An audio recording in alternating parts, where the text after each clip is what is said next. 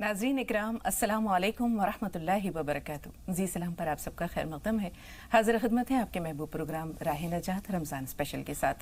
मैं आपकी मेज़बान शगुफ्ता यास्मीन इस स्टूडियो प्रोग्राम की रौनक को दोबारा कर रहे हैं। सिलसिला चिश्तिया साबरिया के साहिब निस्बत आलिम दीन और मारूफ इस्लामी स्कॉलर जनाब मौलाना अब्दुल्ला तारिक साहब मिलकर उनका पुरतपा खैर मक़दम करते हैं। खुश आमदीद मौलाना साहब। और तमाम नाजरीन की तरफ से सना सैयद आपका भी बालिहाना इस्तक़बाल है, खुश आमदीद। तो नाज़रीन आज भरपूर गुफ्तगू भी होगी, रहनुमाई भी होगी और एक ख़ास जो लफ्ज़ सौम है उसकी हकीकत तक रसाई भी होगी। लेकिन उसके लिए हम करेंगे थोड़ा सा इंतज़ार, क्योंकि पहले सना की खूबसूरत आवाज़ में एक प्यारी सी नज़्म आप सबकी खिदमत में पेश करते हैं। आगाज़ कीजिए सना। अस्सलामु अलैकुम वरहमतुल्लाहि वबरकातुहू। बिस्मिल्लाहिर्रहमानिर्रहीम। रमज़ान का महीना मुबारक हो, क़ुरआन का महीना मुबारक हो। रमज़ान का महीना मुबारक हो, क़ुरआन का महीना मुबारक हो। बंदों को खुदा बंदों को खुदा की तरफ से बहुत रहमा का महीना मुबारक हो, एहसान का महीना मुबारक हो। रहमते बरकते उल्फते लूट लो, मेहरबान खुदा की बख्शिशे लूट लो, मेहरबान खुदा की बख्शिशे लूट लो। इस बहारे अजल अल्लाह, इस बहारे अजल जन्नते लूट लो, ये अमा का महीना मुबारक हो, ये अमा का महीना मुबारक हो। मुझको अंबर से बेहतर है खुशबू तेरी, महके मुँह से सबर की है वो बू तेरी, महके मुँह से सबर की है वो बू तेरी। अल्लाह की रज़ा अल्लाह की रज़ा बस हो जुस्तजू तेरी, रहमा का महीना मुबारक हो, रहमा का महीना मुबारक हो। सुभान अल्लाह। कुछ मुशक्क़त तरावी में करते हो तुम, और तिलावत कुरान की करते हो तुम, और तिलावत कुरान की करते हो तुम। मग़फ़िरत की तलब अल्लाह, मग़फ़िरत की तलब में रहते हो तुम, गुफ़रान का महीना मुबारक हो, गुफ़रान का महीना मुबारक हो। हर नेकी पे अजर बहुत बेशुमार, मोमिनों ये है नेकियों का मौसम बहार, मोमिनों ये है नेकियों का मौसम बहार। हर एक लम्हा खुशियों की पुकार, फरहां का महीना मुबारक हो, फरहां का महीना मुबारक हो। रमज़ान का महीना मुबारक हो, क़ुरआन का महीना मुबारक हो, قرآن کا مہینہ مبارک ہو. سبحان اللہ، لطف دوبالا ہو گیا. کیوں مولانا صاحب؟ جی بہت عمدہ. سماعتوں میں ایسا لگ رہا ہے کہ سرشاری سی چھا گئی ہے. جی چاہتا ہے آپ پڑھتی رہیں، ہم سنتے رہیں، لیکن ناظرین کو کچھ اور چیزیں بھی جو ہے دکھانی ہیں، کچھ اور رہنمائی بھی آپ سب تک پہنچانی ہے. اس لیے ثنا کا بہت شکریہ ادا کرتے ہوئے آپ کو لے چلتے ہیں مجاز صاحب کے پاس. آپ کو یاد ہوگا ہم نے کہا تھا کہ مجاز صاحب سے آپ کی ملاقاتوں کا سلسلہ جاری رہے گا، اور وہ اس طرح کہ ہر روز انشاءاللہ مجاز صاحب سے آپ کی ایک ملاقات ہوا کرے گی، جس میں وہ بتائیں گے آج کا دن تاریخ کے آئینے میں. تو جانتے ہیں.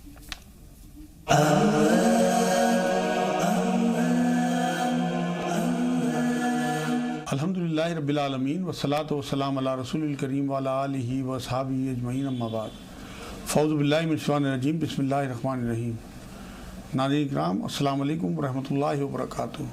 آج دوسرا روزہ ہے. الحمدللہ ایک روزہ گزر چکا، اللہ کی رحمت برکت دوسرے روزے کی شروع ہو گئی.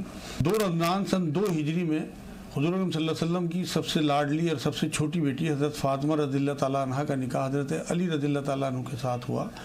یہ نکاح حضور اکرم صلی اللہ علیہ وسلم نے خود پڑھایا، اور حضرت فاطمہ سے اتنی محبت تھی حضور اکرم صلی اللہ علیہ وسلم کو کہ جب کبھی وہ تشریف لاتی تو حضور ان کا ہاتھ چومتے تھے، ماتھا چومتے تھے اور اپنی چادر پہ بٹھاتے تھے.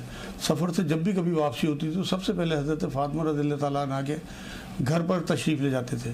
2 رمضان 132 ہجری کو عبداللہ ابو عباس جو ہے وہ دمشق پر قابض ہوئے. اس طرح اموی سلطنت کا زوال اور عباسی سلطنت کا جو ہے وہ قیام شروع ہوا.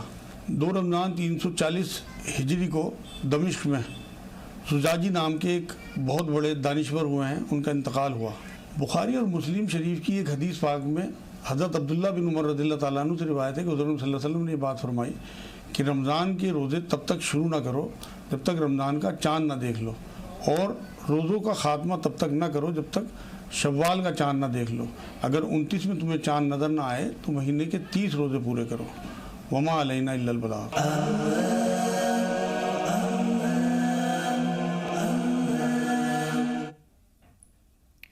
ناظرین، اسٹوڈیو میں تشریف لا چکے ہیں ہمارے بہت ہی خاص مہمان مولانا محمد ظہیر الحسن صاحب کا استقبال کرتے ہیں آپ سب کی طرف سے اور اپنی طرف سے. پرتپاک خیر مقدم مولانا صاحب. ایک بار پھر مولانا عبداللہ طارق صاحب آپ کا بھی استقبال ہے، اور ناظرین کو آج کے جو موضوع ہے گفتگو کا اس کی جانب لے کر آتے ہیں کہ لفظ صوم کی حقیقت.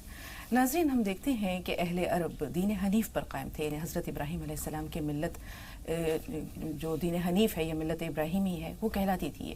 لیکن حضرت اسماعیل علیہ السلام کے بعد آہستہ آہستہ جیسے جیسے وقت گزرتا گیا، زمانہ گزرتا گیا، ان کے نظریات، ان کے عقائد، مذہبی رسوم و رواج، ان سب میں تبدیلیاں آتی گئیں. تو نماز کسی نہ کسی صورت میں موجود تھی، گرچہ اس کا طریقہ وہ نہیں تھا جو رسول اللہ صلی اللہ علیہ وسلم نے لوگوں کو بتایا. اسی طرح زکوٰۃ اور خیرات بھی وہ دیا کرتے تھے. حج بیت اللہ کا تصور بھی موجود تھا، گرچہ اس میں بھی بہت ساری تحریفات تھیں اور بہت ساری غیر ضروری اور ناجائز رسوم بھی تھیں. اسی طرح عمرہ بھی وہ جانتے تھے. لیکن لفظ صوم، جسے ہم دیکھتے ہیں کہ آج روزے سے تعبیر کیا جاتا ہے یا اس سے مراد روزہ لیا جاتا ہے، اس کا استعمال انسانوں کے لیے نہیں ہوتا تھا، بلکہ اس کی کار فرمائی ان کے جانوروں کے ساتھ ہوتی تھی. تو اہل عرب کے پاس 2 جانور تھے، گھوڑا اور اونٹ. دونوں سواری اور باد برداری کے کام آتے تھے. لیکن گھوڑے کو امتیاز یہ تھا کہ گھوڑا جو ہے وہ لوٹ مار اور جنگ و جدال میں بھی کام آتا تھا، تیز اور پھرتیلا ہوتا تھا. لہٰذا انہوں نے اپنے گھوڑوں کی تربیت کا ایک خاص طریقہ یہ اختیار کیا کہ تیز جب باد سموم چلتی ہے، تیز دھول بھری آندھی چلتی ہے، تو گھوڑے کا منہ اس کی طرف کر کے اسے چھوڑ دیا جاتا تھا. اسی طرح کئی دن اسے بھوکا اور پیاسا بھی رکھا جاتا تھا تاکہ اس میں جفا کشی پیدا ہو، اس میں فاقہ کشی پیدا ہو. تو یہ چیزیں، یہ جو عمل تھا جس کی کار فرمائی جانوروں کے ساتھ ہوتی تھی، یہی چیزیں اللہ تعالیٰ کو انسان سے بھی مطلوب ہے کہ انسان کے اندر جفا کشی ہو، نفس کشی ہو، اس کے علاوہ اس کے اندر چستی ہو، تیزی ہو، پھرتی ہو. لفظ صوم کو روزے کے لیے کب مراد لیا گیا، کیسے تعبیر کیا جاتا ہے، اور وہ کون کون سی کیفیات ہیں جو لفظ صوم کے اندر داخل ہو جاتی ہیں یا اس میں در آتی ہیں. تو اس لفظ کو مولانا صاحب، لفظ صوم کو مختلف جہات جو اس کی ہیں، ہم چاہیں گے اس پر آپ کی تفصیلی رہنمائی ہو جائے. السلام علیکم ورحمۃ اللہ وبرکاتہ. بسم اللہ الرحمن الرحیم. الحمدللہ رب العالمین، والصلاة والسلام علی سیدنا و مولانا محمد وعلی آلہ و اصحابہ اجمعین. اما بعد. محترم حضرات، یہ مجلس ڈکشنری کی لغت کی تحقیقات کے لیے تو نہیں ہے، لیکن پھر بھی کسی لفظ کو ہم جب استعمال کرتے ہیں تو اس کا تھوڑا سا یہ جاننا ضروری ہوتا ہے کہ یہ لفظ کہاں سے چلا اور کس کس طرح سے ہوتے ہوئے اس مفہوم تک آیا جس میں ہم لوگ استعمال کرتے ہیں۔ عربوں میں گھوڑوں کے لیے، اونٹوں کے لیے لفظ استعمال ہوتا تھا۔ عرب کے ایک شاعر نے کہا ہے خیل صیام و خیل غیر صائمۃ، کچھ گھوڑے صائم ہیں اور کچھ غیر صائم ہیں۔ کیا مطلب کہ ان کی تربیت، ٹریننگ، ان کی مشق کرائی جا رہی ہے، کھانے پینے کا وقت مقرر کر دیا گیا ہے، کبھی بھوکا رکھنا مناسب ہے، بھوک میں دوڑانا مناسب ہے، یہ سب چیزیں گھوڑوں کی تربیت کے لیے وہ کس وقت میں اس کو مالک کو دوڑانے کی ضرورت ہے، کس وقت بھوکے پیٹ بھی اسے جنگ کرنے کی ضرورت ہے، بھاگنے کی ضرورت ہے، ٹھہرنے کی ضرورت ہے، دھوپ میں، سخت گرمی میں، لوؤں میں، ہر حال میں گھوڑا جو ہے کہیں اکتا نہ جائے، پست ہمت نہ ہو جائے، اس لیے اس کی ٹریننگ کی جاتی تھی۔ تو جو گھوڑے روکا جاتا تھا ان کو کھانے پینے سے، بظاہر ایسا لگتا ہے کہ اس سے وہ کمزوری آئے گی، لیکن کھانے پینے سے روکنے میں کبھی کبھی طاقت بڑھتی ہے۔ اسی طریقے سے تو اس کے اصل مفہوم جو ہے صوم کا روکنے کے معنی میں ہے۔ قرآن مجید میں بھی یہ لفظ اس معنی کے علاوہ جو شریعت کا مفہوم ہے وہ تو الگ ہے، لیکن صرف روکنے کے معنی میں بھی یہ لفظ استعمال ہوا ہے۔ اور قدیم شریعتوں میں خاموشی کا روزہ بھی ہوتا تھا، اسلام میں خاموشی کا روزہ نہیں ہے۔ خاموش رہنا پسند کیا گیا ہے، جہاں مناسب نہ ہو آدمی وہاں کم بولے، نہ بولے، لیکن اس کے لیے کوئی روزے کی شکل نہیں ہے۔ حضرت مریم علیہ السلام جب ان کو کنواری حالت میں بچہ پیدا ہوا تو وہ کہنے لگے ہیں پروردگار میں تو زمین میں گڑ جاتی، نسیم منسیہ ہوتی، میں پیدا ہی نہ ہوئی ہوتی، اس شرمندگی کا میں کیا جواب دوں گی؟ دنیا کہے گی کنواری ہتھیاری بچہ لے کے آئی ہے، یہ کیا کیا ہے اس نے؟ تو انہوں نے کہا کہ پروردگار میں کیا کروں؟ اللہ تعالیٰ نے ان کو بتایا کہ تم یہ کرو کہ ہاتھ کے اشارے سے کہتے ہو انی نذرت للرحمن صوما فلن اکلم اليوم انسیا، میں آج روزے سے ہوں، کسی انسان سے بات نہیں کر سکتی۔ تو یہاں صوم کا لفظ استعمال ہوا ہے۔ پھر یہ شریعت نے اسی مفہوم میں کھانے پینے کی احتیاط، شہوت نفسانی کی احتیاط، غلط بات بولنے، جھگڑا کرنے سے احتیاط کے لیے بھی اس لفظ کو، صوم کو استعمال کیا۔ اسی سے ہم جب اردو میں اور فارسی میں بولتے ہیں تو اسے روزہ کہتے ہیں۔ روزہ کا مطلب یہ روز، دن میں چونکہ کھانا پینا چھوڑا جاتا ہے، اس لیے یہ لفظ بھی روزہ بھی بولا جاتا ہے، اس کو، وہ بھی اسی مفہوم میں ہے۔ بہت شکریہ مولانا صاحب۔ اب لفظ صوم اور رمضان، ان دونوں کو اگر ہم ان دونوں کا تعلق آپس میں دیکھیں، روزے کا مطلب ہے ٹھہر جانا، رک جانا، اور رمضان رمز سے نکلا ہے یعنی جلا دینا۔ تو ان دونوں کے درمیان کیا ایسا یعنی مناسبت ہے مفہوم کے اعتبار سے بھی، اور وہ جو جس کیفیت کو پیدا کرنا اللہ تعالیٰ کو روزے کے ذریعے بندے میں مقصود ہے، وہ کیا کیفیات ہیں؟ دیکھیے، رمضان کے تعلق سے اللہ تعالیٰ نے فرمایا ہے شہر رمضان الذی انزل فیہ القرآن، رمضان کا مہینہ ایسا مبارک مہینہ ہے جس میں اللہ تعالیٰ نے قرآن پاک کو نازل کیا۔ اب رمضان یہ 3 معنی کے لیے آتا ہے۔ ایک تو یہ ہے کہ رمضان یہ اللہ تعالیٰ کا نام ہے، اور دوسرا یہ ہے کہ رمضان یہ رمضاں ان سے نکلا ہے، اور تیسرا معنی یہ ہے کہ رمضان یہ رمضان سے نکلا ہے۔ اگر یہ رمضان اللہ تعالیٰ کا نام ہو تو اس کا مطلب ہوگا شہر و رمضان، یعنی اللہ تبارک و تعالیٰ کا مہینہ، چونکہ سال میں دیگر 11 مہینے ہیں وہ بھی اللہ تعالیٰ کے ہوتے ہیں، لیکن اس مہینے میں اللہ تبارک و تعالیٰ کی عبادت سب سے زیادہ کی جاتی ہے، اس وجہ سے اللہ تبارک و تعالیٰ نے فرمایا کہ یہ شہر و رمضان ہے، یعنی یہ میرا مہینہ ہے۔ بالکل مولانا صاحب، یہاں ایک بات کا اضافہ اور مقصود ہے کہ باقی تمام مہینے، چاہے وہ محرم، صفر، ربیع الاول، ربیع الثانی جتنے ہیں، وہ ان سب کے نام اس زمین پر جو ہے لوگوں نے رکھے ہیں، اور اگر ہم رمضان کی بات کرتے ہیں تو اس کا نام اللہ تعالیٰ نے رکھا ہے۔ جب قرآن پاک لوح محفوظ پر اترا، منتقل ہوا، تو وہاں پر یہ آیت بھی موجود تھی کہ شہر رمضان الذی انزل فیہ القرآن۔ تو یہ نام بھی اس کو ایک امتیاز اس لیے ہے کہ اللہ تعالیٰ نے اس کا نام منتخب کیا، گرچہ پھر یہ لوگوں کی زبان پر جاری و ساری ہو گیا۔ اب ہم یہ دیکھیں اگر مولانا صاحب کہ کس طرح سے گناہوں کو جلا دیتا ہے، وہ کون سی ایسی حدت ہے، تپش ہے؟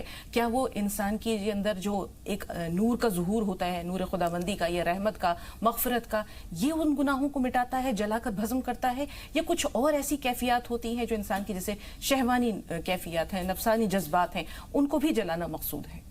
جی، رمضان ایک اس کا معنی یہ ہے رمضن، یہ مشتق ہے رمضن سے، اور رمضن کا معنی ہوتا ہے جلا دینا. تو اللہ تبارک و تعالی کی عبادت کر کے انسان اپنے دل کو سیقل بنا لیتا ہے. اور اللہ تبارک و تعالی نے اس میں جو روزے رکھے جاتے ہیں اس کو صوم کہا ہے، اور صوم کا معنی ہوتا ہے اپنے نفس کو اللہ تعالیٰ کی عبادت میں لگا کے تمام دنیاوی چیزوں سے روک لینا. تو ظاہر سی بات ہے جب انسان کا نفس اللہ تبارک و تعالیٰ کی عبادت میں لگ جائے گا اور وہ تمام دنیاوی چیزوں سے رک جائے گا تو اس کے اندر جتنے بھی گناہ ہیں، جتنی بھی غلط چیزیں ہیں، وہ اپنے آپ کو اس سے روک لے گا، اور وہ تمام چیزیں جو ہے جل جاتی ہیں، ختم ہو جاتی ہیں، صرف انسان اللہ تعالیٰ کا ہو جاتا ہے. بالکل، اور وہ کیفیت پیدا ہوتی ہے جو اللہ تعالیٰ کو مطلوب اور مقصود ہے. مولانا صاحب، بہت سے لوگ ایسے ہیں جنہیں بھوکا پیاسا رہنے کے سوا کچھ حاصل نہیں ہوتا. یہ کون سے لوگ ہیں؟ یا ان کے اندر، جیسے ہم کہتے ہیں رسول پاک صلی اللہ علیہ وسلم نے فرمایا تھا کہ وہ نوجوان جو نکاح کرنے کی استطاعت نہیں رکھتے وہ روزہ رکھا کریں. تو وہ کیفیات جو روزے سے پیدا کرنی مقصود ہے، اگر وہ کیفیات پیدا نہیں ہوتی، جیسے ہم ایک مقررہ وقت تک کھانے پینے سے رکے رہتے ہیں، یہ بتدریج جسم میں کمزوری بھی پیدا کرتی ہے. لیکن اگر ہم اتنا زیادہ اپنے اندر بھر لیتے ہیں، کھا لیتے ہیں کہ وہ کمزوری پیدا نہیں ہوتی، وہ بے بسی اور بے وضاحتی پیدا نہیں ہوتی، تو پھر تو روزے کی روح مر جاتی ہے. دیکھیے، حضور اکرم صلی اللہ علیہ وسلم نے کچھ ایسے لوگوں کے بارے میں جو تمام بے احتیاطیوں سے پرہیز نہیں کرتے اور روزہ رکھتے ہیں. حضور اکرم صلی اللہ علیہ وسلم فرماتے ہیں اللہ تعالیٰ کو ایسے روزے کی کوئی ضرورت نہیں ہے جو غیبت کرنا، لڑائی جھگڑا کرنا، جھوٹ بولنا، کاروبار کر رہے ہیں، بے ایمانی کر رہے ہیں، روزہ بھی عموم میں ہے. تو حضور اکرم صلی اللہ علیہ وسلم فرماتے ہیں کہ ایسے روزے کی اللہ تعالیٰ کو کوئی ضرورت نہیں ہے. آپ یہ اندازہ کیجئے کہ ڈاکٹر نے آپ کو یہ کہا کہ آپ گڑ تیل، یا یہ کہ آپ کو شوگر ہے تو آپ آم نہ کھائیے.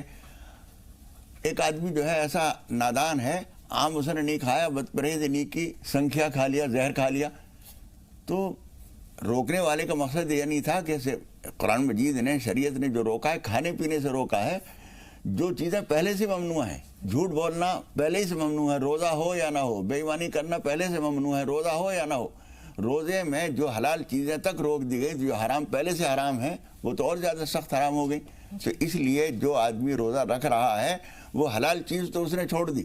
کھانا حلال تھا وہ چھوڑ دیا، دودھ پینا حلال تھا وہ چھوڑ دیا، پانی پینا حلال تھا وہ چھوڑ دیا، اور جو پہلے سے چھوڑنا ضروری ہے جس کا، وہ نہیں چھوڑ رہا ہے. تو یہ سمجھیے کہ وہ اپنے آپ کو برباد کر رہا ہے، اور ایسے روزے سے اسے کچھ حاصل نہیں ہوگا. بالکل، جو روکنا جن چیزوں سے مقصود تھا ان سے ہم رکے ہی نہیں، تو پھر اس معنی کے جو تہ تک ہم پہنچ ہی نہیں سکتے. اب یہاں اگر ہم روزے کے جسمانی فوائد پہ نظر ڈال لیں، کیونکہ جو کہ ہمارا آج کا گفتگو کا موضوع ہے لفظ صوم، تو اس میں ہم یہ دیکھتے ہیں کہ کوئی بھی ایسی عبادت نہیں ہے جس میں کہ انسان کے لیے کچھ بھلائی کا سامان یا خیر نہیں ہے. روزے میں بھی بہت سارے جسمانی، روحانی، طرح طرح کے فوائد ہیں. تو اگر ہم جسمانی فوائد پہ نظر ڈالیں تو کیا نظر آتا ہے؟ دیکھیے، ظاہر سی بات ہے، روزہ فرض کرنے والی ذات ایک ایسی ذات ہے جو ہماری خالق اور مالک ہے. اب اللہ تبارک و تعالیٰ نے روزے فرض کیے ہیں تو ظاہر سی بات ہے ہمارا جسمانی طور پہ بھی اس میں کوئی نہ کوئی فائدہ ضرور ہے. جیسے آج کے ہی سائنسی دور میں اگر ہم دیکھ لیں تو تحقیق ہمیں یہ بتاتی ہے کہ انسان جب 11 مہینے تک کھانا کھاتا رہتا ہے تو اس کے اندر 2 طرح کا گوشت ہو جاتا ہے. ایک یہ کہ خراب سا گوشت ہوتا ہے اور ایک صحیح گوشت ہوتا ہے. جب خراب گوشت کی تعداد بڑھنے لگتی ہے، مقدار اس کی بڑھ جاتی ہے، تو اسے ختم کرنے کے لیے سائنٹسٹ ہمیں یہ بتاتے ہیں کہ انسان 20 سے 25 دن بھوکا رہے. تو جب بھوکا رہتا ہے، اب ظاہر سی بات ہے ہمارے جسم کو غذا چاہیے ہوتی ہے، تو صحیح گوشت جو ہے وہ خراب گوشت کی مقدار کو ختم کرنا شروع کر دیتا ہے. اور اس کا سب سے بڑا فائدہ یہ ہے کہ انسان کینسر جیسی مہلک بیماری سے نجات پا جاتا ہے. بالکل، سبحان اللہ. مولانا صاحب، رسول اللہ صلی اللہ علیہ وسلم کی زندگی دیکھیں، صحابہ اکرام کی زندگی دیکھیں، بزرگان دین اور صوفیاء اکرام کی زندگی دیکھیں. رسول اللہ صلی اللہ علیہ وسلم نے تو لگاتار 2 وقت بھی کبھی پیٹ بھر کر نہیں کھایا. فاقوں سے کئی دن گزرتے تھے، کھجوروں پہ گزرتے تھے. اسی طرح بزرگان دین خشک روٹی پانی میں تر کر کے بھگو کر کے کھا لیتے تھے، اور کئی دن ان کے بھی فاقوں سے گزرتے تھے.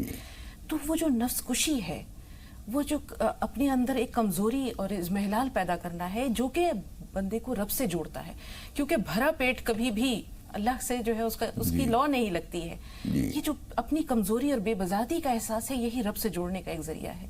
तो ये रोजे के अंदर ये कैफियत कैसे पैदा होती है और किस तरह इसके फवायद और समरात हैं? देखिए, एक तो हदीस नबवी में हुजूर अकरम सल्लल्लाहु अलैहि वसल्लम ने फरमाया है, सूमू तसिहो साफिरू तस्तगनो, रोज़े रखो सेहतमंद हो जाओगे, सफ़र करो दौलतमंद हो जाओगे। कारोबारी मकसद से सफ़र करने में आदमी को नए नए इम्कानात सामने आते हैं, उसको फ़ायदा होता है। इसी तरीके से हुजूर अकरम सल्लल्लाहु अलैहि वसल्लम फरमाते हैं, रोज़े रखो सेहतमंद हो जाओगे।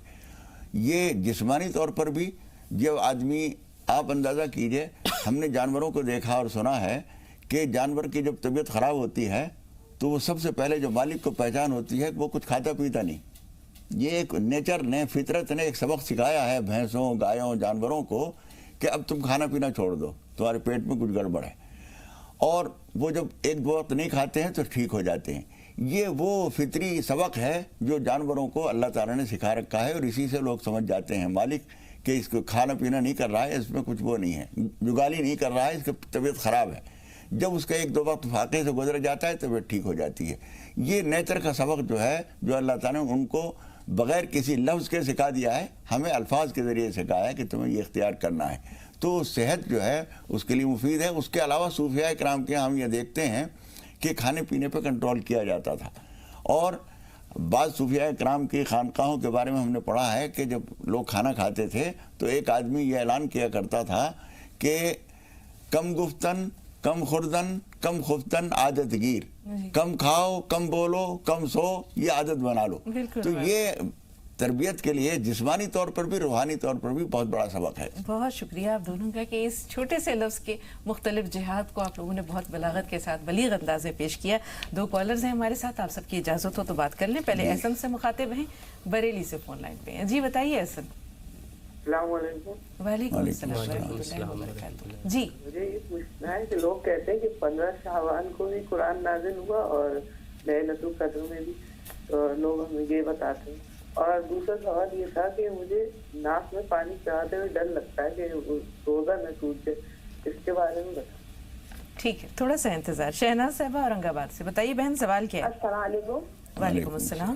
मौलाना साहब को भी सलाम अलैकुम। वालेकुम अस्सलाम। आपका प्रोग्राम बहुत अच्छा लगता बाजी। बहुत शुक्रिया बहन, अल्लाह ताला आपको जज़ाए बहुत खैर अच्छा दे। लगता है आपका प्रोग्राम, मैं 5-6 साल से देखती। बहुत शुक्रिया, अल्लाह ताला आपको जज़ाए खैर दे। जी शहनाज, टीवी की आवाज थोड़ी देर के लिए बंद कर दीजिए, सवाल बताइए। 3 सवाल है बाजी मेरे। हाँ, पहला सवाल बताइए। मैं ना बीमार रहती हूँ हमेशा। अच्छा। हमेशा बीमार रहती हूँ मैं। हाँ। हमेशा बीमार रहती हूँ। 6-7 गोला चालू है दिन में से 3 टाइम, तो मैं रोजे नहीं रख सकती बाजी। रोजे क्यों नहीं रख पाती हैं? आप रोजे क्यों नहीं रख पाती हैं? तबीयत खराब रहती है। नहीं, वो तो इन्होंने बताया, लेकिन बीमारी की नौयत। मेरे दोनों बेटे हैं, मेरी बात सुनते नहीं। अच्छा। उसको रिश्ते आते तो नहीं बोलते। ठीक है, तीसरा जी, तीसरा सवाल शहनाज। 2 सवाल ही पहुंच सके। मौलाना साहब, बीमारी के बारे में उन्होंने बताया। देखिए, एक बात मैं अर्ज कर दूं, अभी जो गुफ्तगू हो रही थी, हम लोग ये सोचते हैं कि बीमार हैं इसलिए रोज़ा न रखें। मैं ये सोचता हूं कि बीमार हो इसलिए रोज़ा रखो, इसलिए कि बीमारी के दूर करने का एक इलाज जो है, और बहुत सारे इलाजों के अलावा फाका करना, खाना पीना छोड़ देना, ग़िज़ा में कमी कर देना, पानी में कमी कर देना, ये भी एक इलाज होता है। इसलिए अपने तौर पर यह तजवीज़ करने के बजाय कि हम बीमार हैं रोज़ा रखें या ना रखें, किसी डॉक्टर से पूछें और उससे इजाज़त मांगें, अगर मेरी सेहत के लिए मुज़िर नहीं है तो मैं रोज़ा रख लूँ। इसलिए कि रोज़ा रखना खुद एक इलाज है और बहुत सारी खराबियों को दूर करने का जरिया है। जी, दूसरे सवाल के लिए और एहसन के सवाल के लिए थोड़ा सा इंतजार। कॉलर्स और हैं हमारे साथ, पहले जोधपुर चल रहे हैं सलीम भाई के पास। जी सलीम साहब, फरमाइए। ऐसा लगता है सलीम भाई से राब्ता नहीं रहा। देखते हैं मेहरुन्निसा फोन पर हैं कि नहीं। जोधपुर से मुखातिब में, फरमाइए। मेहरुन्निसा साहब हमें सुन पा रही हैं? ये भी इंतजार नहीं कर सकी। चलिए, सवालात हैं हमारे पास मौलाना साहब। एहसन साहब का सवाल है कि कुरान पाक, जैसे इन्होंने सवाल किया है कि 15 शाबान को नाजिल हुआ है या लैलतुल क़द्र में? देखिए, कुरान मजीद तो शब क़द्र जो रमज़ान मुबारक में आती है اسی میں نازل ہوا ہے. اس میں کچھ دوسرے کاموں کے متعلق آتا ہے، اعمال لکھے جاتے ہیں، عمریں لکھی جاتی ہیں، یہ اس طرح کی کچھ دوسری چیزیں ہیں. قرآن مجید کے نزول کا تعلق اس سے نہیں ہے. جی میرٹھ سے حمیرہ. جی حمیرہ فرمائیے سوال کیا ہے؟ وعلیکم السلام. حمیرہ ہمیں سن پا رہی ہیں آپ؟ السلام علیکم باجی. وعلیکم السلام ورحمۃ اللہ وبرکاتہ. جی باجی حمیرہ کی ممی بول رہی ہوں میں. باجی رمضان مبارک ہو آپ کو. آپ لوگوں کو بھی، سب کو مبارک. جی آپ سب کو. اور باجی دعا خیر میں یاد رکھنا ہے آپ کو. باجی ہم بہت پریشان ہیں، ان کے پاپا کا کاروبار بھی نہیں چلتا ہے اور بہت زیادہ دقت میں ہے باجی ہم. اللہ اور پریشان. باجی ابھی پلیز میرا فون مت کاٹنا، دعا خیر میں یاد رکھنا. رمضان شریف کا مہینہ ہے، مولانا بھی اور آپ بھی بہت زیادہ بہت پریشانی ہے باجی. اور باجی میرا خواب سن لیجیے آپ پلیز. کل رات مجھے خواب چمکا تھا کہ جانے کے ہمارے یہاں بریانی کی دیگ بن کر آئی ہے اور میں نے کچن میں رکھا دی وہ دیگ، اور تھوڑی دیر کے بعد میں نے دیکھا جانے کے وہ بٹوا دی، اس میں سے تھوڑی سی بریانی رہ گئی. تو میں کہہ رہی ہوں یہ بریانی شام تک خراب نہ ہو جائے، ہمارا روزہ ہے اور ہم شام کو کھائیں گے. اور باجی آج مجھے خواب چمکا ہے جانے کے، میرا چچیرا دیور چمکا ہے، مطلب جانے. بہن ایک ہی خواب لے سکتے ہیں کیونکہ کالرز بہت سارے ہیں. مولانا صاحب اس خواب کی تعبیر کیا ہو سکتی ہے؟ یہ خواب تو اچھا ہے. یہ اگر یہ تھوڑا سا کھانا بنوا کے تقسیم کر دیں تو انشاءاللہ تعالیٰ ان کے لیے اور بہتر ہوگا. اس طرح کے خوابوں میں کبھی کبھی رہنمائی ہوتی ہے کہ تم تھوڑی سی بنوا، چاہے دیگ نہ بنواؤ، اگر حالات ہیں تو بہت اچھی بات ہے، ورنہ تھوڑی سی بریانی بنوا کے آپ خود بھی کھا لیں، ایک دو خوراک کہیں پڑوس میں غریبوں کے یہاں بھیج دیں. جی اور کاروبار کے لیے تھوڑا سا انتظار، چمن صاحب کا سوال لے لیں پھر انشاءاللہ آپ کے سوال کی طرف آتے ہیں. جی چمن صاحب فرمائیے.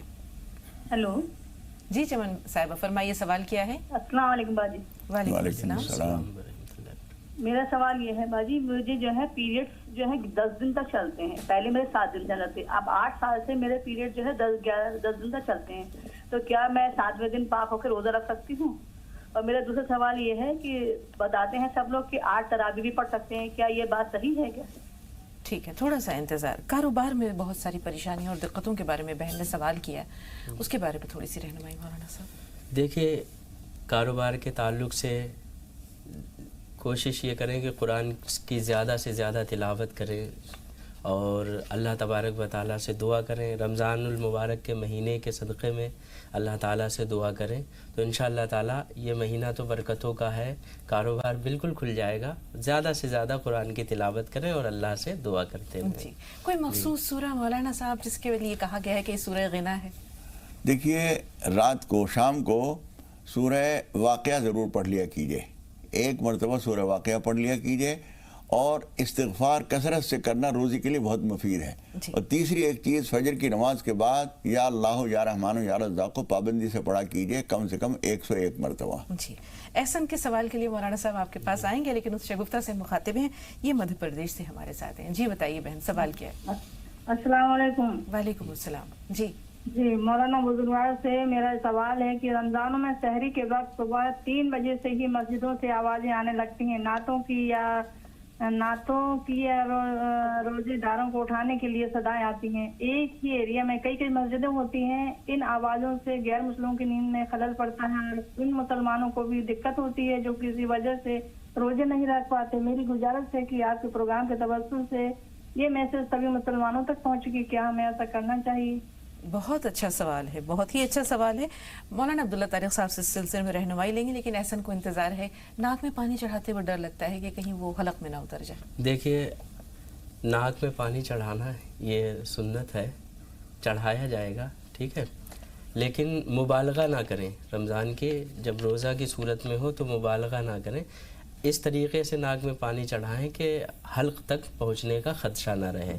جب مبالغہ نہیں ہوگا تو آسانی رہے گی. بہت شکریہ. چاند خان فرمائیے سوال کیا ہے؟ ہلو جی چاند بھائی فرمائیے.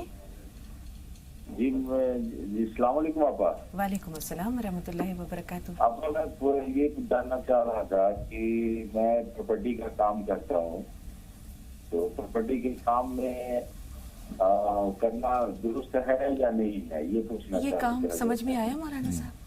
ٹھیک ہے سنیے اپنے سوال کے بارے میں مولانا صاحب کیا فرما رہے ہیں. دیکھیے پراپرٹی کا کام ہو یا کوئی اور کام ہو، اصل چیز یہ نہیں ہے کہ آپ کام کیا کرتے ہیں. اصل چیز یہ ہے کہ اس میں حلت و حرمت، جائز اور ناجائز، جھوٹ سچ، اس کا دھیان رکھیں آپ تو کوئی حرج نہیں ہے. خرابی جو ہے کسی کاروبار میں نہیں ہوتی, کاروبار کے طریقے میں ہوتی ہے. اگر آپ طریقے کے مطابق کر رہے ہیں تو کوئی خرابی نہیں ہے. جس طرح دوسرے مال و دولت ہے, اسی طریقے سے زمین جائیداد بھی مال ہے, اس کے خریدنے بیچنے میں بھی کوئی خرابی نہیں ہے. جی بجنور چل رہے کالر ہے ہمارے ساتھ, اپنا نام بتائیے. جی ندیم احمد نام ہے. السلام علیکم. وعلیکم السلام. جی ندیم بھائی خیر مقدم ہے آپ کو, فرمائیے.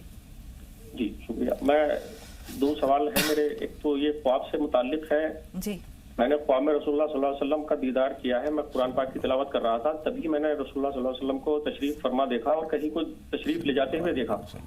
تو میرے ذہن میں یہ بات آئی کہ میں جلدی سے ان کو پتہ بتا دوں فلاں محلے کا. پھر میرے ذہن میں ایک دم سے یہ بات آئی کہ بھائی میں ان کو پتہ بتانے چلا, یہ تو رحمت للعالمین ہے, اللہ کے رسول ہیں. تو پھر میں نے توبہ استغفار کیا, لیکن مجھے نیند جیسی آ گئی تھی. دوسرا میرا مسواک کے متعلق ہے. جیسے روزے کی حالت میں میں نے سعودی عرب میں عمرے کے دوران دیکھا ہے کہ لوگ وہاں مسواک منہ میں لیے رہتے ہیں.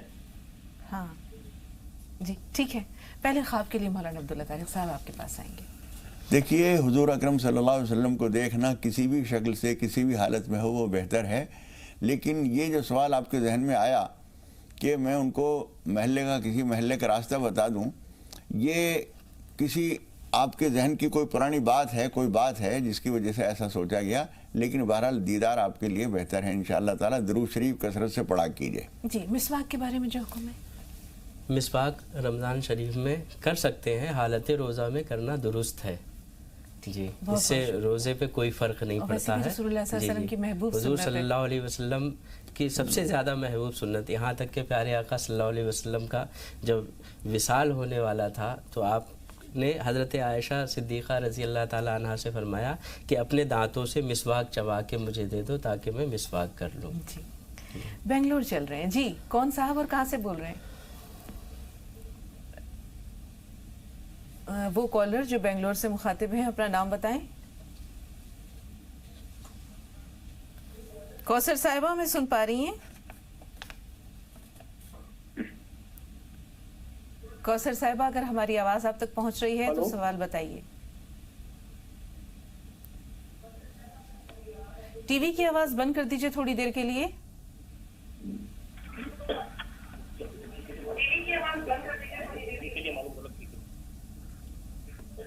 جی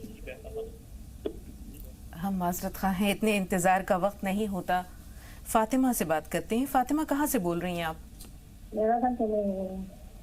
جی سوال بتائیے. فاطمہ اپنا سوال بتائیے. السلام علیکم. وعلیکم السلام. جی بہن یہ دعا میں یاد رکھو. ضرور جی انشاءاللہ. یہ مولانا صاحب سے خاص گزارش ہے. جی ہلو. ہاں ہاں بات جاری رکھیے, بات جاری رکھیے, سن رہے ہیں. ہمارا پورا سوال سننا پلیز, مت کاٹنا. جی سنائیے. ہم کو آج خواب دکھا, فجر کی نماز پڑھ کر ہم سو گئے. ہم کو خواب دکھا کہ دلی میں ایک کیری بیگ کے اندر تلی بھری ہے, اس میں سے سانپ نکل رہا. اب سانپ پیلے کلر کا ہے, تو تلی کھا رہا ہے. بچی کو بولے ہم نے کہ اس میں تو سانپ ہے. تو بچی بولے ہاں. کیا پھر ہم اس کو لے کر کے باہر, تو ڈائریکٹ ہمارے میکے پہنچ گئے. ہمارے امی کے یہاں گئے تو وہاں سے تھیلی میں سے سانپ نکلا. ایک شخص نے سانپ کو مار دیا. پھر اس کے بعد میں ہم ہمارے گھر سے آ گئے ڈبل. ایک شخص نے ہمارے گھر میں سارے کاکروچ چھوڑ دیے. ٹھیک ہے بھیا یہ تو بہت پریشان ہمارے. ٹھیک ہے, بہت ساری پریشانی ہے مولانا صاحب, حل کیا ہے؟ جی سانپ دیکھنا بھی اچھا نہیں ہوتا ہے. کاکروچ کسی نے آپ کے گھر میں چھوڑے ہیں یہ بھی اچھا نہیں ہے. یہ کچھ برائیاں, ایک دوسرے کے برابر میں برا بھلا کہنا, یہ چیزیں ہیں. آپ اس کے لیے ایک تو نماز پناہ پڑھ لیجئے جس میں سورہ فلق سورہ ناس پڑھی جاتی ہے سورہ فاتحہ کے بعد. کم از کم 6 رکعت نماز پناہ پڑھیے اور کچھ صدقہ کر دیجئے. کسی بہت غریب آدمی کو کچھ پیسے دے دیجئے, کچھ اس کی مدد کر دیجئے. اللہ تعالیٰ آپ کی پریشانی دور فرمائے گا انشاءاللہ. فروخ آباد سے پرویز, فرمائیے بھائی سوال کیا ہے؟ پرویز صاحب ہمیں سن پا رہے ہیں؟ ہلو. جی بھائی فرمائیے سوال کیا ہے آپ کا؟ جی السلام علیکم. وعلیکم السلام. جی میں زکوٰۃ کے متعلق ایک سوال آپ سے پوچھنا چاہتا ہوں یہ کہ جیسے میرے پاس مان لیجیے 5 لاکھ روپے کا زیور ہے اور 5 لاکھ ہی روپیہ میرے اوپر قبضہ ہے. تو میرے اوپر جو ہے 5 لاکھ کا جو زیور ہے اس پہ میرے اوپر زکوٰۃ واجب ہوگی. ठीक है जी। मौलाना साहब 5 लाख रुपए के जेवर है और 5 लाख रुपए की कर्ज है, तो अब ज़कात देनी है या कर्ज अदा करना? देखिए, अगर कर्ज है आपके पास 5 ही लाख रुपया है और 5 लाख का कर्ज है तो आप साहिब निसाब नहीं हुए, और ज़कात उसी पे वाजिब है जो साहिब निसाब है। लिहाजा अगर 5 लाख के अलावा आपके पास कुछ नहीं है जो निसाब को पहुंचता है, तो आप पे ज़कात वाजिब नहीं है। एक बात मैं इसमें कहना चाहता हूँ आपकी इजाज़त से, हम कर्ज लेकर बैठे हुए हैं और खुदा न खास्ता 6 महीने हो गए, साल भर हो गया, जो जेवर है उसको तो हम ये कह के ज़कात से छूट गए कि हमारे पर कर्जा है, और कर्जदार बेचारे मांगते फिर रहे हैं। खुदा न खास्ता अगर ऐसा है तो आप उसको रखे न रहिए, उसको कर्जे में देके उनकी ज़रूरत भी पूरी कीजिए, अपने आप को वाक़तन मसले के लिहाज से पाक कर लीजिए। बहुत शुक्रिया। नूर बानो अजमेर, फरमाइए बहन।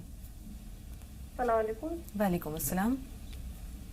जी मुझे पूछना, मुझे लिकोरिया की बीमारी है, तो उसके लिए तो बता दिए दवा या दुआ मुझे। ठीक है। रेशमा हैदराबाद, फरमाइए बहन, आपका सवाल क्या है?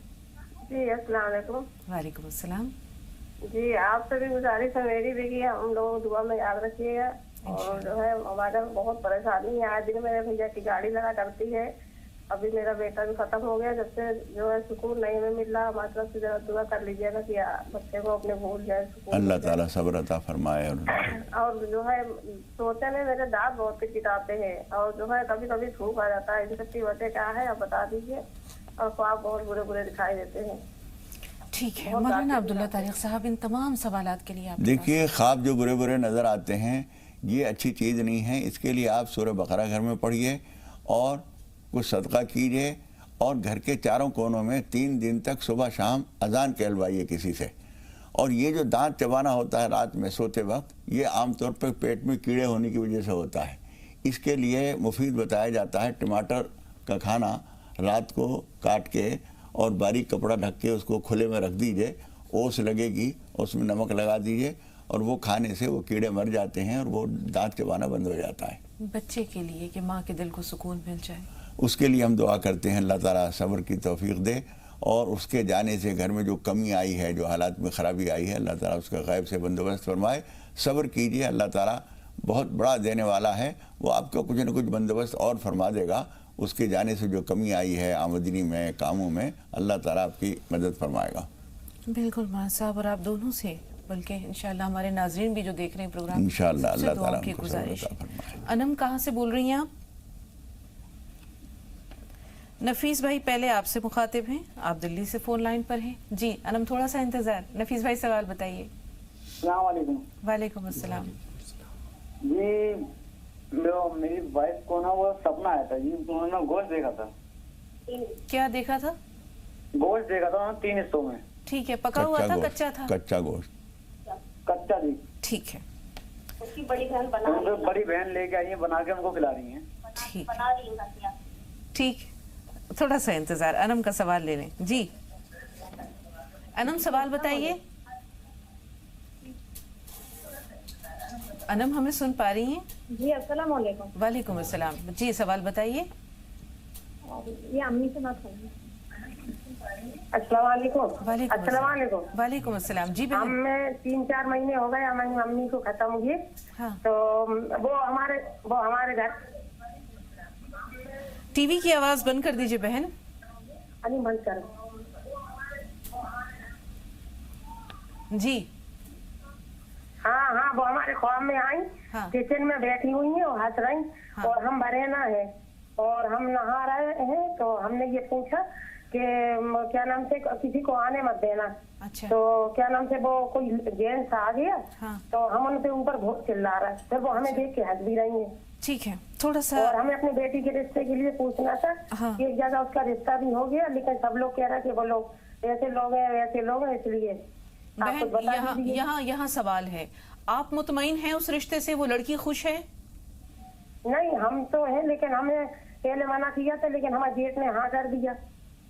अच्छा, फिर जो खराबियां हैं वो उस लड़के में खराबी है या लोगों के कहने की वजह से? आप लड़के में खराबी नहीं है। हाँ। वो मतलब ऐसे है, हम लोग के उसके लेवल के नहीं है वो लोग।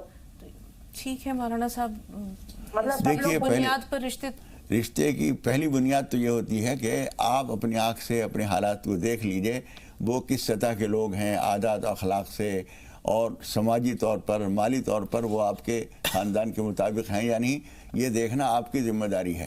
جیٹھ جو ہیں ان سے مشورہ تو آپ کر سکتی ہیں، لیکن بیٹی کی طرف سے جواب، فائنل جواب جو ہے باپ کو دینا چاہیے۔ ماں سے مشورہ کر لے، وہ اپنے بڑے بھائی سے مشورہ کر لے، وہ الگ چیز ہے، لیکن فیصلہ کن جواب اس کے والد کو دینا ہے۔ دوسرے یہ کہ سب چیزیں دیکھنے کے بعد پھر ہمیں استخارہ بھی کر لینا چاہیے۔ حضور اکرم صلی اللہ علیہ وسلم فرماتے ہیں ما خاب من استخارہ، جو آدمی استخارہ کر لیتا ہے وہ کبھی نقصان میں نہیں رہتا۔ اس لیے جو معلومات ہم کر سکتے ہیں وہ بھی کریں، حالات کا پتہ لگائیں، استخارہ کریں، اس کے بعد کوئی فیصلہ کریں۔ جی مولانا صاحب، انہوں نے جو خواب دیکھا ہے اس کی تعبیر کیا ہے؟ والدہ دنیا سے جا چکی ہیں، آئی ہیں، وہ یہ ان کا آنا اور ان کا مسکرانا، خوش رہنا تو ٹھیک ہے، وہاں خوش ہیں انشاءاللہ تعالیٰ، ان کے ساتھ وہاں اچھا معاملہ ہوا ہے۔ لیکن یہ نہا رہی ہیں، کسی نے انہوں نے کہا کسی سے کہ کسی کو آنے نہ دینا، پھر بھی کوئی آ گئے، یہ چیز اچھی نہیں ہے۔ اللہ تعالیٰ حفاظت فرمائے۔ اس کے لیے کوئی صدقہ ضرور نکال دیجئے اور نماز پناہ پڑھ لیجئے 4 رکعت 2 کر کے۔ جی ہمارے پاس 7 سوالات ہیں، اس لیے تھوڑی دیر کے لیے کالرز کے سلسلے کو روکتے ہیں۔ شہناز صاحبہ جو دوسری کالر تھیں آج کے پروگرام میں، انہوں نے 2 سوال بتائے۔ پہلے تو انہوں نے کہا کہ بیمار ہیں، اس کے لیے کوئی دعا بتا دیجیے مولانا صاحب۔ دوسرے، بیٹے جو ہیں وہ شادی کے لیے حامی نہیں بھر رہے، وہ لوگ شادی کے لیے تیار ہو جائیں، اس کے لیے کوئی وظیفہ بتا دیجیے۔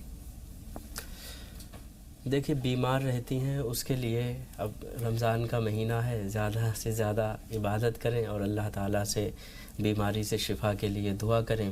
اور الحمد شریف جو ہے یہ 11 بار پڑھ کے پانی پہ دم کر کے اس کو پی لیں، انشاءاللہ تعالیٰ۔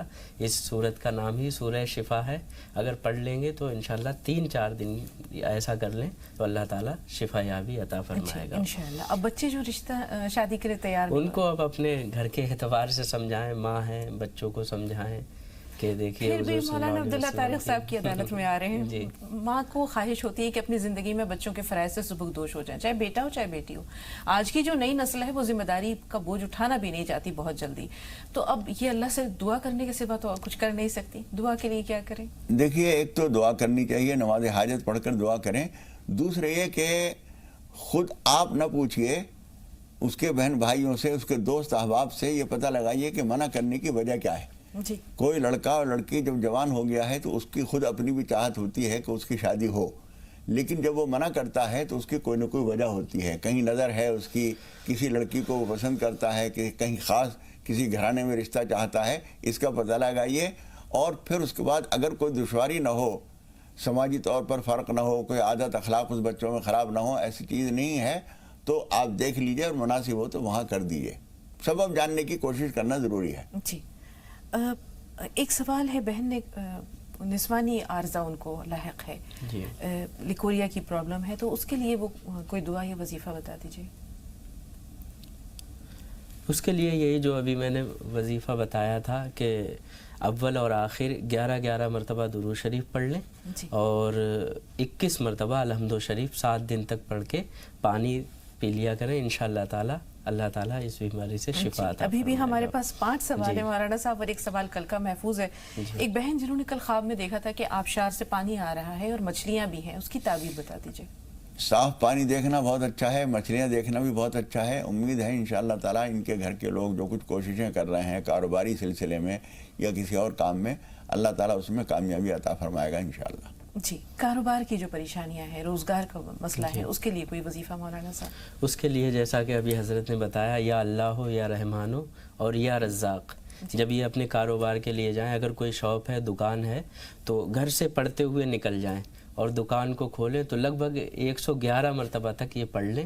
اگر یہ وظیفہ بنا لیں گے انشاءاللہ تعالیٰ اللہ تعالیٰ کاروبار میں برکت عطا فرمائے گا۔ جی یا اللہ ہو یا رحمان ہو یا رزاق ہو، گھر سے جب نکلیں تو کسی سے بات نہ کریں، اپنی دکان تک جائیں اور یہی وظیفہ کرنے کے بعد دکان کھولیں، انشاءاللہ تعالیٰ برکت ہوگی۔ بہت شکریہ۔ ایک خاتون نے سوال کیا ہے کہ ان کو جو ہے ماہواری کی دقتیں ہیں، بے ضابطگی ہے، بے قاعدگی ہے، تقریباً 10 دن تک ایکسٹینڈ ہو جاتی ہے یہ کیفیت۔ اب وہ کہہ رہی ہیں کہ اگر 7ویں دن پاک ہونے کے بعد وہ روزہ رکھیں تو اب جیسے ہی وہ کہہ رہی ہیں کہ یہ کیفیت 10 دن تک چلتی ہے، پھر یہ کہہ رہی ہے کہ 7ویں دن پاک ہو کر روزہ رکھ لیں، تو یہ بات سمجھ میں نہیں آ رہی ہے، اگر سمجھ سکتے ہیں آپ تو رہنمائی۔ 7 دن میں نہا کے پاک ہو کے روزہ رکھ لیں، इंशाअल्लाह ताला फिर भी थोड़े बहुत कोई इजाफा होता है, उसमें कुछ ज़्यादा आता है तो उससे इंशाअल्लाह रोज़े पे कोई फ़र्क नहीं पड़ेगा। जी, एक अहम पैगाम भी है मौलाना साहिबान, आप दोनों से एक गुजारिश है। मौलाना अब्दुल्ला तारिक साहब, अगर आपसे दरियाफ्त करें कि जैसे उन्होंने कहा कि सहरी के वक्त में एक ही मोहल्ले में कई मसाजिद से अलग अलग आवाज़ें आती हैं और उससे लोगों को बहुत दुश्वारियाँ होती हैं, ये एक बड़ा मसला है ख़ास तौर पर हमारे मुल्क में, और उसके अलावा दूसरे मुल्कों में भी ये मसला है कि हमारी इबादत और हमारे कोई कार्य खैर से दूसरे को परेशानी ना हो। मिसाल के तौर पर कुछ लोग बैठे हुए हैं और आपने वहाँ बिरयानी बांटनी शुरू कर दी, मिठाई बांटनी शुरू कर दी और इतनी भीड़ हो गई कि लोग उनके ऊपर गिरने लगे, तो आपका ये अमल खैर दूसरों के लिए परेशानी का ज़रिया नहीं बन जाना चाहिए। इसी तरीके से मस्जिद के अंदर मसला ये है कि अगर कोई मोतकिफ है, वो सोया हुआ है और वहाँ आप कुरान शरीफ पढ़ रहे हैं, तो आप बुलंद आवाज़ से कुरान शरीफ न पढ़ें, आहिस्ता पढ़ें ताकि उसको परेशानी ना हो। या कोई आदमी नमाज़ पढ़ रहा है तो उसकी नमाज में खलल ना हो। ये रियायत जब यहाँ ज़रूरी है तो इसी तरह से ये मुनासिब है कि जहाँ मुस्लिम आबादी है, आप ये कह सकते हैं मुस्लिम आबादी है, सारे सुबह उठते हैं, लेकिन कुछ बीमार भी हैं, कुछ कमज़ोर भी हैं, कुछ मुसाफिर हैं, कोई आदमी सफ़र करके आए वो आकर सो रहा है। इसलिए जितनी ज़रूरत है, जितनी आवाज़ की उतनी आवाज़ की जाए, लेकिन गैर ज़रूरी तौर पर मैंने देखा है बाज़ मस्जिदों में 2:30 बजे से उठ के और नाते पढ़ रहे हैं और कुछ कलाम पढ़ रहे हैं, रोज़े की फजीलत पर कुछ कलाम पढ़ रहे हैं। मौलाना साहब से भी थोड़ी से हमारे पास मुश्किल से 1 मिनट का वक्त है। जज्बाती ये हमारा जो समाजी रवादारी है उसका भी तकाजा है कि हमें दूसरों का ख्याल रखना चाहिए। रसूल पाक सल्लल्लाहु अलैहि वसल्लम की पूरी ज़िंदगी हमारे लिए उसवा है। 1 मिनट में अगर आपका कोई पैगाम हमारे नाज़रीन तक पहुँचे तो। देखिए, जैसा कि हज़रत ने कहा है कि मुसलमानों का कोई भी काम ऐसा नहीं होना चाहिए जिससे किसी को तकलीफ़ हो। अब जाहिर सी बात है, अगर मस्जिद में सहरी का हमें ऐलान ही करना है तो कोशिश ये करें कि आधा घंटे के बाद बता दें कि अब इतना टाइम बचा है, ये है। लेकिन लगातार नात शरीफ बजाते रहना या हम्द का विर्द रखना या ऐलान करते रहना, रोज़ा की फजीलत के बारे में बयान करना, ये दुरुस्त नहीं है, इससे गुरेज करना चाहिए। जी जी जी, वो नापसंदीदा है, चाहे वो अल्लाह के नज़दीक हो, चाहे रसूलुल्लाह के नज़दीक हो, चाहे इस्लाम के। बहुत बहुत शुक्रिया स्टूडियो में तशरीफ़ आवरी के लिए मौलाना साहबान, आप दोनों का बहुत शुक्रिया। इंशाअल्लाह कल भी आप लोगों से मुलाकात होगी। तो आज के लिए इतना ही नाज़रीन, इजाज़त लेते हैं, कल तक के लिए इजाज़त दीजिए। अस्सलामु अलैकुम व रहमतुल्लाहि। अस्सलामु अलैकुम व रहमतुल्लाह।